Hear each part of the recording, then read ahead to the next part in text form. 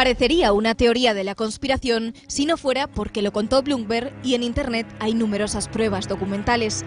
El 18 de octubre de 2019, en el Hotel de Pierre de Manhattan, tuvo lugar un simulacro de pandemia titulado Evento 201. Se trató de un acto organizado por el Centro Johns Hopkins para la Seguridad de la Salud en asociación con el Foro Económico Mundial y la Fundación Bill y Melinda Gates. Hipótesis del simulacro: súbitamente aparece un virus, un coronavirus natural, no muy diferente al SARS o MERS, que según el ejercicio habría surgido de los cerdos y rápidamente se convertiría en, atención, un brote intercontinental grave y altamente transmisible. Pregunta: ¿qué hacer para mitigar los devastadores impactos económicos y sociales mundiales del coronavirus? Repetimos, era octubre de 2019, es decir, hace apenas 7 meses. Las respuestas fueron asombrosamente semejantes a lo que hemos visto a raíz del COVID-19 en materias como las contramedidas médicas, el comercio internacional, viajes, movilidad en el interior de los países, política financiera durante la pandemia, comunicaciones y telefonía 5G. ¿Quiénes estaban allí en ese encuentro? Ryan Morhart, asesor en materia de salud y economía del Foro Económico Mundial. Chris Elias, presidente de la División de Desarrollo Global de la Fundación Bill y Melinda Gates. Tim Evans, exdirector de salud del Banco Mundial. Avril Haines, exsubdirector de la CIA. Sofía Borges, en representación de Naciones Unidas. Stanley Berman, presidente de la Junta y CEO de Henry Schein, distribuidor mundial de suministros médicos y farmacéuticos. Paul Stoffels, director científico de Johnson & Johnson. Matthew Harrington, director de operaciones global de Edelman, una de las firmas de marketing y relaciones públicas más grandes del mundo. Martin Nachel, jefe de gestión de crisis, emergencias y continuidad de negocios de Lufthansa. Eduardo Martínez, presidente de la Fundación UPS. Hasti Taghi, vicepresidente y asesor ejecutivo de la cadena norteamericana NBC. Laban Thiru, representante jefe de la Autoridad Monetaria de Singapur, o George Gao, jefe del Centro Chino para el Control y Prevención de Enfermedades, entre otros muchos. Y la periodista Janet Wu, de Bloomberg, que fue quien lo contó. El propósito principal de esta simulación era teóricamente mostrar el debilitamiento de las alianzas internacionales y la insuficiencia gubernamental en la gestión de esta crisis. ¿Para qué? Para promover y aumentar las asociaciones público-privadas, es decir, la entrada masiva del capital financiero transnacional en el ámbito del poder político. Los participantes del evento 201, por supuesto, reconocieron al sector público como la primera línea de defensa contra las pandemias, pero subrayaron su liderazgo compartido con el sector privado. Y 30 días después del ejercicio de simulación del 18 de octubre de 2019, el 17 de noviembre, habría aparecido el primer caso documentado del COVID-19. El 11 de marzo de 2020, el COVID-19 fue declarado pandemia por la OMS, que tiene en sus principales financistas a la Fundación Gates, patrocinadora del evento 201. Naturalmente, usted puede pensar que todo esto no es más que una casualidad. A lo mejor es lo que piensa Fernando Paz, no lo sé. Bueno, no exactamente, pero estaban ahí todos los sospechosos habituales, ¿eh? Lo que pasa, ahora tenemos una ventaja que, bueno, quien quiera verlo puede verlo, y quien quiera cerrar los ojos, quien quiera tomar la pastillita azul del Matrix, puede hacerlo, y quien quiera verlo lo puede ver, porque lo publicitan. El año 1992, David Rockefeller, que murió ya hace 4 o 5 años, dirigiéndose a los medios después de una reunión de Bilderberg, dio las gracias públicamente a las grandes cabeceras de la prensa mundial por haber mantenido durante todos estos años el secreto de nuestras reuniones, y dijo: ahora ya podemos hablar abiertamente, hace unos años no podíamos. Es decir, estimaba que la población mundial estaba ya lo suficientemente receptiva como para aceptar un plan de gobierno mundial, que realmente es lo que pretende toda esta gente. Nos están ablandando para que podamos aceptar ese plan de gobierno mundial. Están instalando el miedo en la sociedad, y los seres humanos normalmente son más capaces de hacer cualquier cosa por miedo que por cualquier otra razón, y es la razón por la que están muchos millones de españoles en este momento seguramente dispuestos a entregar su libertad a causa del miedo. Has mencionado a David Rockefeller, y David Rockefeller hace unas décadas dice lo siguiente: lo único que necesitamos es la crisis adecuada y el mundo aceptará el orden mundial. Sí. Así de claro, ¿eh? No es conspiranoia, son las declaraciones del señor hace unas décadas. Y atención, estamos a las puertas de una gran transformación. Declaraciones de Rockefeller. A mí lo que me deja asombrado es que después de contar esas 8 coincidencias o 10 que hemos hablado antes, resulta que el simulacro 201, que por cierto, según se ponen las fechas en esta anglosajona, es el año 2020 y es enero. Pero bueno, no sé por qué se llama el simulacro 201, es una casualidad, sí, que sea el 20 de enero, enero del 20. Pero lo que es increíble es lo que ha mencionado en el buenísimo reportaje que acabamos de ver, es el hecho de que esta simulación, que no se entiende por qué tiene que tener lugar en Nueva York en este momento para simular una pandemia en la que se llega a que los gobiernos no van a saber cómo difundirla, que va a haber desinformación en las redes sociales, maldita esto, lo demás, desinformación, ya lo hablan, que la economía va a ser difícil tomar decisiones vitales o que va a haber lentitud en los temas de los test, ya nos lo dicen, pero ¿cuánto antes? Menos de un mes, menos de 30 días antes de que aparezcan los casos. Esto no puede ser casualidad. Tenemos 8 coincidencias antes de prepararse y 4 semanas antes de que ocurra. Y luego ocurre y la OMS ni pide cuestiones a China porque Gates se lo impide en cierto modo y tarda hasta marzo. Cuando la OMS está trabajando con Gates y con todos estos institutos, sabe que desde noviembre hay casos en China y no dice nada. Entonces todo es demasiado... Todo es paralelo. Todo es demasiado paralelo. Entonces, aquí jamás vamos a alimentar una teoría de la conspiración, porque sencillamente no hace falta, quiero decir. Vamos a ver, un servidor, a Fernando ya ni le digo. Yo he historiado la historia de España desde los visigodos hasta el mundo de los tercios, el siglo de oro. Claro que hay conspiraciones, nos ha fastidiado, la historia está llena, pero normalmente no hace falta recurrir a la magia, están delante, y es poder. Es poder, es eso lo que hay que contar. Y en esa línea ha escrito un artículo francamente brillante un filósofo de verdad, o sea, no como Illa, además de clase de filosofía, lee, escribe, en fin, que es Antonio Martínez Belchi, autor del Coronavirus y el problema de la verdad en el manifiesto.com. Antonio, muy buenas noches, ¿cómo estás? Hola, buenas noches, muy bien, gracias. Qué complicado es, como estábamos contando, poner los hechos uno detrás de otro y que si el resultado se aleja de la doctrina oficial, que no parezca que es que eres un conspiranoico, ¿verdad? Pues es muy difícil porque la verdad hay tanta información por todas partes que yo hace unas semanas cuando empecé a ocuparme pues más en profundidad de este tema, pues, sentí la necesidad de entender qué estaba pasando porque era algo tan extraño que pues, era totalmente necesario pues, ordenar los argumentos como he intentado hacerlo. Tú has escrito un artículo que es muy interesante desde mi punto de vista por lo siguiente, porque es absolutamente frío, quiero decir, tú aplicas un criterio de pura racionalidad a la sucesión de acontecimientos y en buena tradición filosófica ves el acontecimiento, reflexionas sobre él y sacas algunas consecuencias. Claro, tus conclusiones, digamos que no son las del señor Simón. Pues no, yo he intentado ser lo más racional posible, ordenando pues los argumentos que me parecían más consistentes y más atendibles y claro, conforme iba poniendo las piezas de ese rompecabezas en orden, pues lo que me salía era una imagen muy distinta de la versión oficial que difunden todos los grandes medios de comunicación. Eso ha sido mi experiencia. Tú, sin dar por hecho que se trata de un virus creado, sin embargo, crees que objetivamente, por un mero cálculo, hay grandes probabilidades de que efectivamente sea un virus creado. ¿Se haya escapado accidentalmente o no? Bueno, que se haya escapado accidentalmente o no, eso es más discutible, pero el que sea un virus artificial creado me parece altamente probable y, bueno, en el artículo que mencionas, pues cito el argumento de autoridad de Luc Montagnier, pues claro, un reconocido virólogo premio Nobel que dice que clarísimamente después de examinar el genoma del coronavirus COVID-19 tiene que haber sido creado porque las coincidencias o las inserciones de otros virus que se aprecian ahí pues no pueden ser casuales. Primera objeción retórica, en realidad retórica, sí. Dicen los los que están contra esa teoría, bueno, el hecho de que lo diga Luc Montagnier no quiere decir nada porque no lo ha podido demostrar científicamente. Sería un argumento de autoridad falso porque hay otros genetistas que dicen lo contrario. Con lo cual, en realidad, ellos están utilizando a su favor el mismo argumento que critican cuando es el otro quien lo emplea, ¿no? Claro, uno utiliza los argumentos pues según le conviene, ¿no?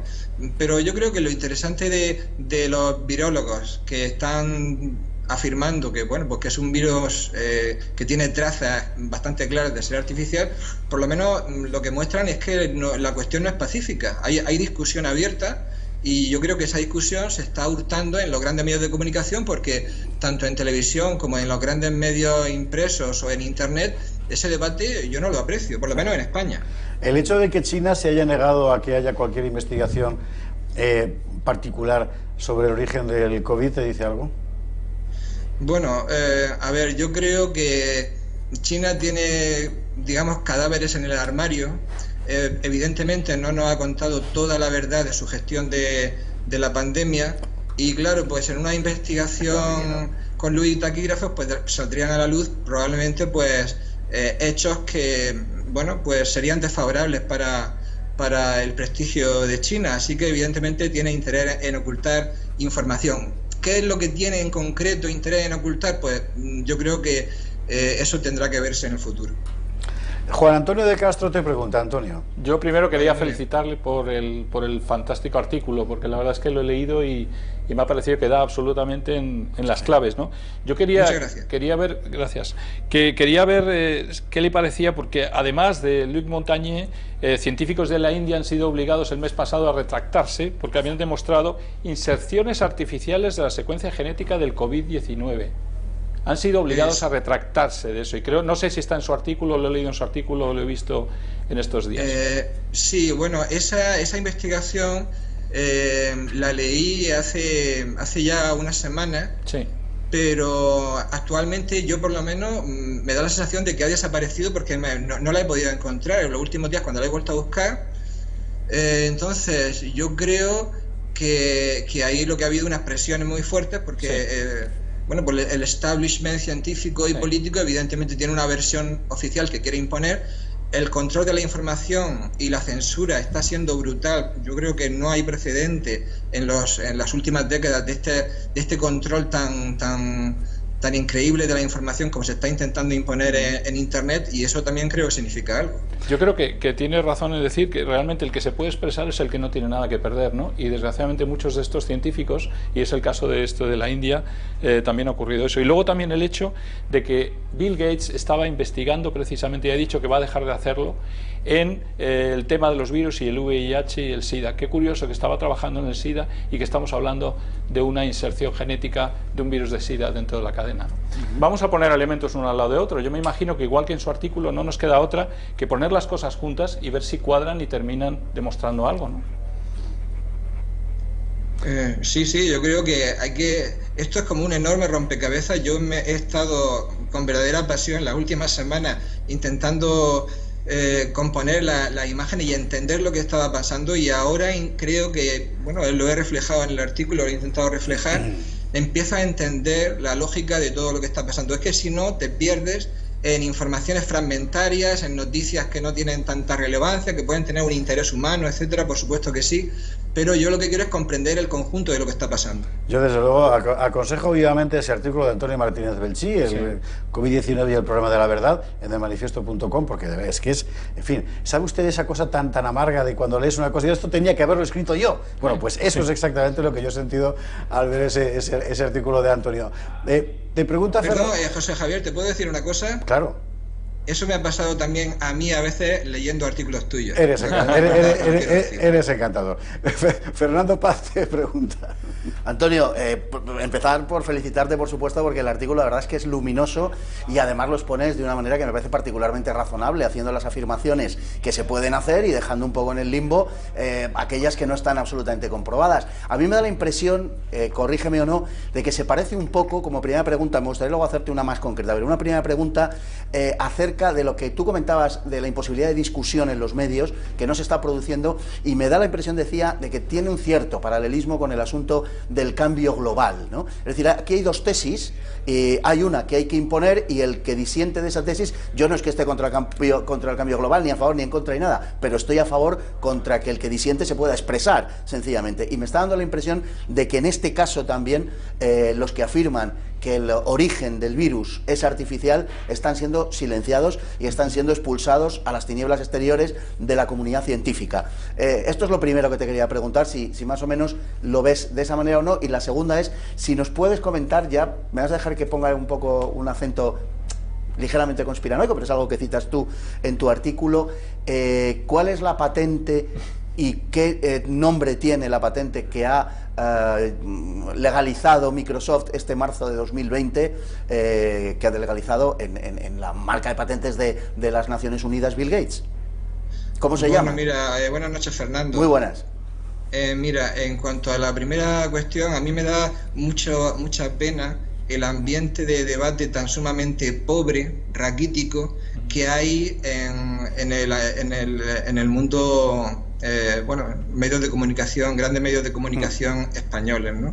Entonces, es verdad que hay una versión, tanto en este tema como en otros muchos, hay una versión oficial o dominante, digamos mainstream, y ahí hay otras alternativas, pero no se quiere entrar en diálogo, no se quiere, porque se habla mucho de diálogo, pero luego no se quiere confrontar con la verdad, porque claro, ahí es duro, ¿no? Es mucho más goloso, digamos, imponer por medios, fuerza de medios de comunicación, etcétera, una versión. A mí me parece que eso es una asignatura pendiente que tenemos en España, tanto en este tema de la pandemia, porque no hay debate, salvo en medios alternativos, digamos.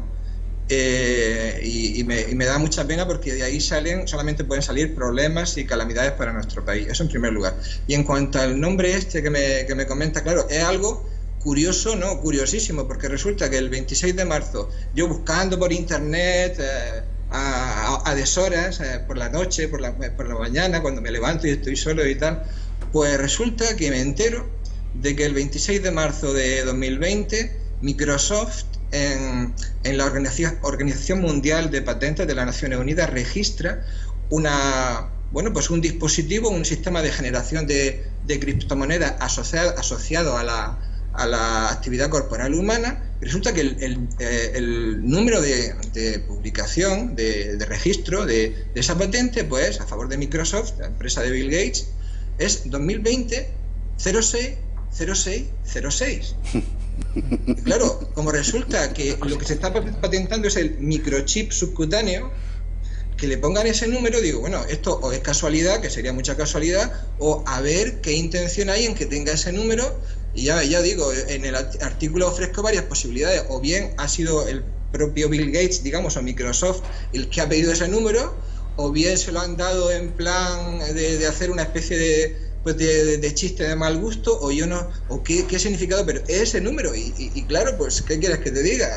Pues es muy llamativo, y si a eso que es llamativo se le van añadiendo otros muchos hechos llamativos, como por ejemplo el evento 201 que acabáis de tratar en el programa, pues claro, ya son muchas cosas llamativas. Y el pangolín, Antonio, y el pangolín. Y el pangolín del Economist. Y bueno, y el pangolín, a ver qué pintaba el pangolín en la portada de Economist, en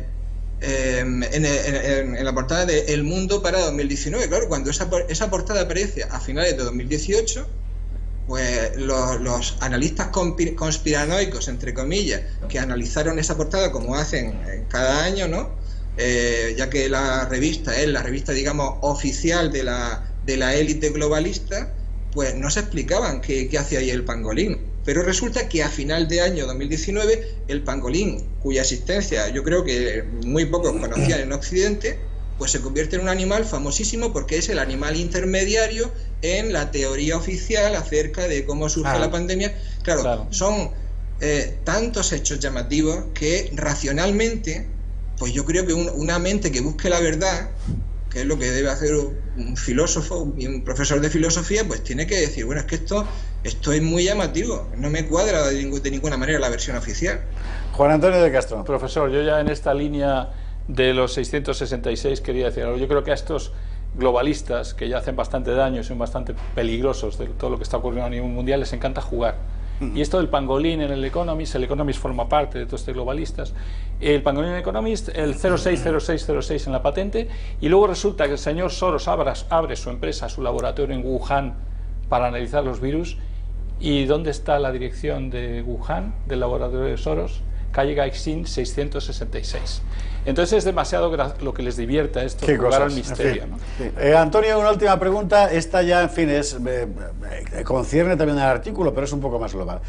Sin entrar en el origen del virus, sin entrar siquiera en decir que haya sido deliberado todo el proceso, en la práctica, por los acontecimientos que estamos viendo, ¿la gestión global de la pandemia está siendo, desde tu punto de vista, una respuesta al colapso del globalismo que habíamos vivido en los últimos años a partir de la llegada de Trump al poder? Bueno, pues yo creo que eso que acabas de mencionar es yo creo que la clave fundamental, porque yo creo que si intentamos entender la pandemia solamente como un problema sanitario, como una emergencia sanitaria, pues estamos viendo solamente la mitad del rompecabezas, porque la otra mitad tiene un sentido económico. Resulta efectivamente que tenemos, bueno, en el artículo cito como economista más reconocido que ha tratado esa cuestión en España, Santiago Niño Becerra. Es decir, hay un colapso, lo dice él repetidamente, lo viene diciendo desde hace muchos años, del sistema económico, y ese colapso se puede producir de dos maneras. Se puede producir, digamos, de manera descontrolada, lo cual no interesa para nada a la élite globalista, porque eso sí que podría darles problemas, o bien tú puedes dirigirlo, pilotarlo, teniendo una hoja de ruta precisa y, bueno, pues teniendo una imagen del futuro que quieres diseñar, económico, cultural, psicológico, social, etcétera. Y yo creo que esa segunda parte, o sea, el problema sanitario del coronavirus como instrumento para una hoja de ruta que nos lleva hacia un mundo futuro diseñado por esto que estamos llamando así de una manera un poco imprecisa la élite, pues digamos que son las dos partes fundamentales que nos permiten empezar a entender por lo menos qué es lo que está pasando. Y si alguien lo duda, que mire alrededor y vea cómo de repente le han quitado prácticamente todos sus derechos públicos, que es una cosa impresionante. En fin, Antonio Martínez de Belchí, ha sido un auténtico placer leerte y sobre todo tenerte aquí esta noche en El Gato al Agua, y esperemos que no sea la última. Muy bien, muchas gracias. Un abrazo muy fuerte. Gracias. Un saludo.